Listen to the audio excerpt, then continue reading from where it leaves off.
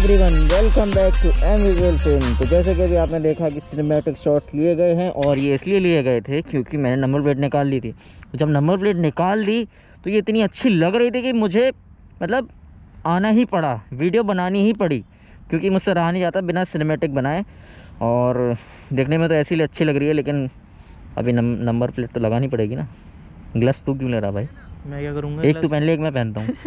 सही बता। हाँ, फिर एक हाथ से इधर मैं चलाता हूँ, एक हाथ से तू चला ले। नहीं भाई, उसका हक तो सिर्फ मेरा है। I hope you enjoy the video, make sure to subscribe, like.